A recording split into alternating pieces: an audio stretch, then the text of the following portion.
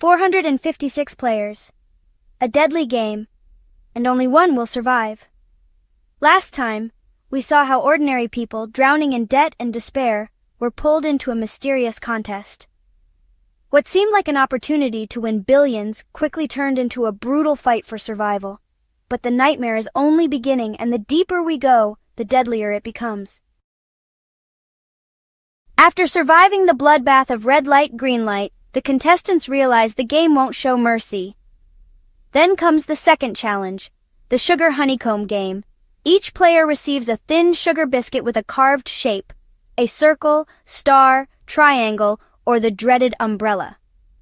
The rule is simple. Carve the shape out without breaking it. A single crack in the biscuit means instant elimination by a bullet. This moment proves that in Squid Game, death hides in the smallest details.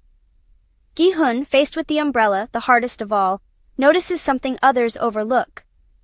As he struggles, he remembers how the candy melts.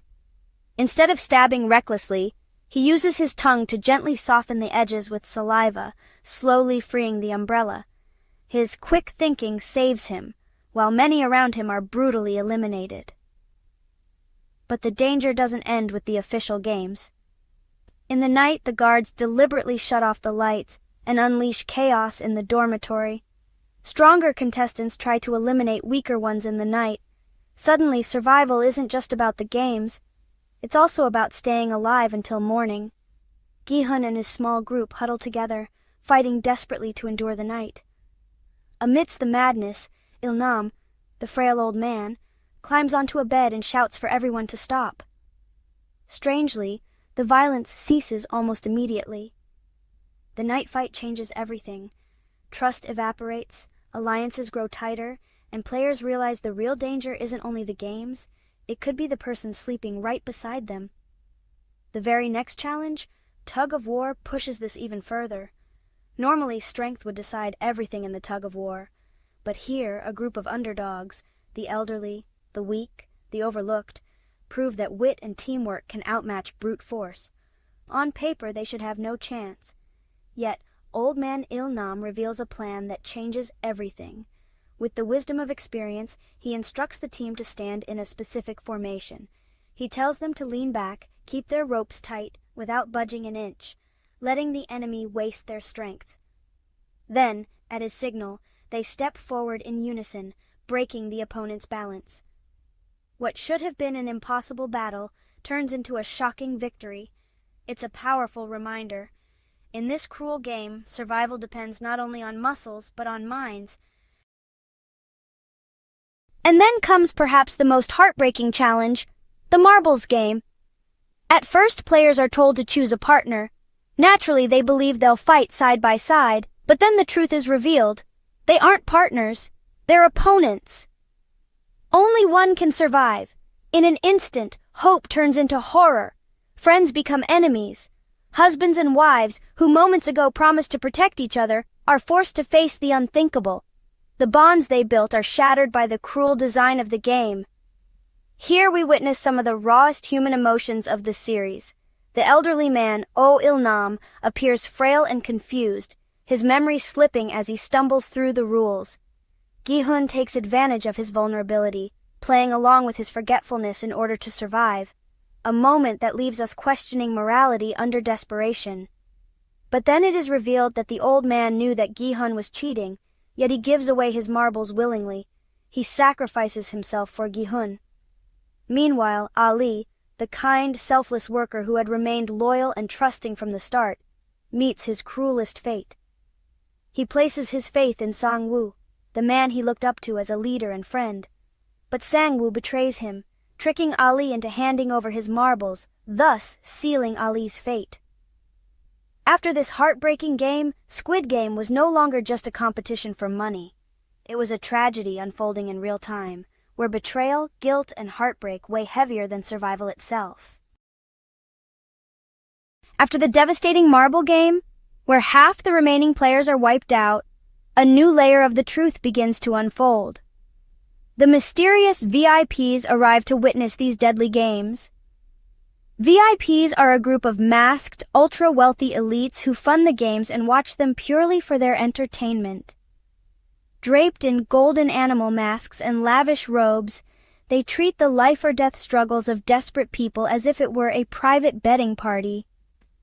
They're greeted by the frontman, a figure who has been silently overseeing the games from the shadows. Always clad in a sleek black mask and commanding presence, the frontman runs the operation with cold precision. He ensures everything runs flawlessly, catering to the whims of the VIPs while keeping the players in check. His role is somewhere between host and executioner, maintaining order, silencing chaos, and making sure the spectacle unfolds for the entertainment of the elites. The players never see these VIPs face to face, but their influence is everywhere. They sit in ornate viewing rooms, sipping drinks and making bets on who will live or die. Their presence reveals the darkest truth yet. The Squid Game isn't just survival for the poor, it's entertainment for the rich. As the numbers dwindle, fear really grips the survivors. Soon the players face the infamous glass bridge game, a path of glass panels stretching above a deadly drop. Step on the wrong tile and you fall to your death. One by one, players plummet until only 3 remain. These 3 are Gi-hun, Sang-woo, and Sae-byeok. The 3 survivors sit down to their final feast, a lavish dinner of steak and wine, served on polished plates under cold lights. Sae-byeok, pale and trembling, barely touches her food, the shard wound from the glass bridge bleeding beneath her clothes. Eventually she faints, and Sang-woo sees this as an opportunity. With ruthless calculation, he silences her once and for all. Along with these games, the show tells us a side story. A detective named Hwang Jun-ho infiltrates the games to find his missing brother, believing that his brother was a victim. But when the frontman finally unmasks, the truth shatters him. Behind the mask is Hwang In-ho, his own brother. Once a player who survived and won, In-ho has since risen to power, enforcing the very system Jun-ho hoped to expose. The search for family ends in bitter betrayal. The brother he wanted to save has already been consumed by the game. In the end, only 2 players remain: Gi-hun, the desperate everyman, and Sang-woo, his childhood friend turned ruthless rival. Their friendship, built over years, now burns away in the fire of greed and betrayal. They face off in the final challenge, the Squid Game itself. And in the end, Gi-hun emerges as the sole survivor. However, he does not gain any happiness as he is haunted by the faces of the dead. While Gi-hun was competing in the games, his mom died in his apartment, thus worsening his grief. But the greatest twist comes after. Gi-hun learns that the game was orchestrated by none other than Oh Il-nam, the old man he thought was weak and dying. In reality, Il-nam was the architect of it all, pulling strings for amusement and control. The truth shatters Gi-hun and leaves the audience stunned. Gi-hun is haunted by everything he endured, scarred by the lives lost, and driven by a new purpose, to expose the darkness behind the deadly game. And that is Squid Game Season 1. A story of survival, greed, betrayal, and the darkest corners of human nature. The question is, what would you do if you were one of the 456 players? Could you survive? Or would the game claim you too?